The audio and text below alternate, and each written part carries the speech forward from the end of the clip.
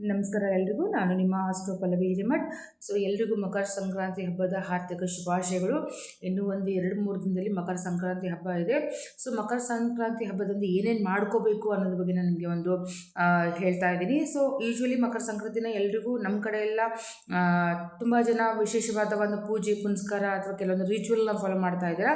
So ಯಾರೆಲ್ಲ ಮಾಡ್ತಾ ಇಲ್ಲ ಅವರು ಕೂಡ ಈ ವರ್ಷ ಮಾಡಿ ಅಂತ ಹೇಳ್ತಾ ಇದ್ದೀನಿ. ಏನಪ್ಪ ಅಂತಂದಾಗ ಬೆಳಗ್ಗೆ ಸ್ನಾನ ಮಾಡಬೇಕಾದಾಗ ಸ್ನಾನದ ನೀರಲ್ಲಿ ನೀವು ಸ್ವಲ್ಪ ಕರಿ ಎಳ್ಳನ್ನು ಹಾಕಿ ನೀವು ಸ್ನಾನ ಮಾಡೋದು ತುಂಬ ಶ್ರೇಷ್ಠ. ಯಾಕಂದ್ರಿಂದ ಶನಿದೇವ ನಿಮಗೆ ಪ್ರಸನ್ನನಾಗಿ ನಿಮಗೆ ಶನಿಯರ ಎಲ್ಲ ರೀತಿಯ ತೊಂದರೆಗಳು ಕೂಡ ನಿಮಗೆ ದೂರ ಆಗೋ ಒಂದು ಸಾಧ್ಯತೆ ಜಾಸ್ತಿ ಇದೆ. ಅದ್ರ ಜೊತೆಗೆ ಯೂಶ್ವಲಿ ನಾವು ಸೈನ್ಸಲ್ಲಿ ನಾವು ಓದಿರ್ತೀವಿ, ಮಕರ ಸಂಕ್ರಾಂತಿಯಿಂದನೇ ನಮ್ಮ ಸೂರ್ಯ ಪತನವನ್ನು ಚೇಂಜ್ ಮಾಡ್ತಾ ಇರ್ತಾನೆ. ಅದು ಮಕರ ಸಂಕ್ರಾಂತಿ ವೃತ್ತ ಅಂತ ಹೇಳಿ ನಾವು ಕರಿತೀವಿ.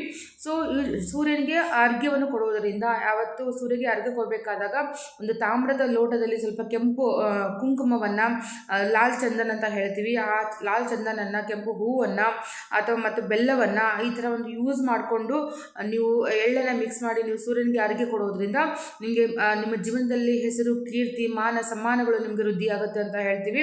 ಅದ್ರ ಜೊತೆಗೆ ಏನು ದಾನವೂ ಕೂಡ ಅತ್ಯಂತ ಶ್ರೇಷ್ಠವಾದ ದಾನ ಆಗಿದೆ. ಮಕರ ಸಂಕ್ರಾಂತಿ ದಿನದಂದು ನೀವು ದಾನವನ್ನು ಏನಾದ್ರು ಮಾಡಿದರೆ, ಯೂಶ್ವಲಿ ಏನು ದಾನ ಮಾಡ್ಕೋಬೇಕು ಅಂತಂದಾಗ ದಾನದಲ್ಲಿ ನೋಡಿ, ಕಂಬಳಿ ದಾನ ಮಾಡಿ, ಎಳ್ಳು ಬೆಲ್ಲವನ್ನು ದಾನ ಮಾಡಿ, ಮತ್ತು ಅಕ್ಕಿಯನ್ನು ದಾನ ಮಾಡಿ, ರೆಡ್ ಕಲರ್ ಬಟ್ಟೆಯನ್ನು ದಾನ ಮಾಡಿ, ಓಕೆ, ಶೇಂಗವನ್ನು ದಾನ ಮಾಡಿ. ಈ ಒಂದು ದಾನ ಮಾಡೋದ್ರಿಂದ ಏನಾಗುತ್ತೆ, ನಿಮಗೆ ಮಕರ ಸಂಕ್ರಾಂತಿಯ ಪೂರ್ವ ಪುಣ್ಯದ ಫಲಗಳು ನಿಮಗೆ ದೊರೆಯುತ್ತೆ ಅನ್ನುವಂಥ ಒಂದು ಮಾತು ಹೇಳೋದಕ್ಕೆ ನಾನು ಇಷ್ಟಪಡ್ತೀನಿ.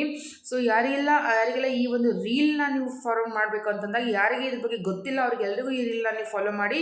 ಸಿಂಪಲ್ ಆಗಿದೆ, ನಿಮ್ಮ ಮನೆಯಲ್ಲೇ ಈಸಿಯಾಗಿ ಸಿಗುವಂಥ ಒಂದು ವಸ್ತುಗಳು.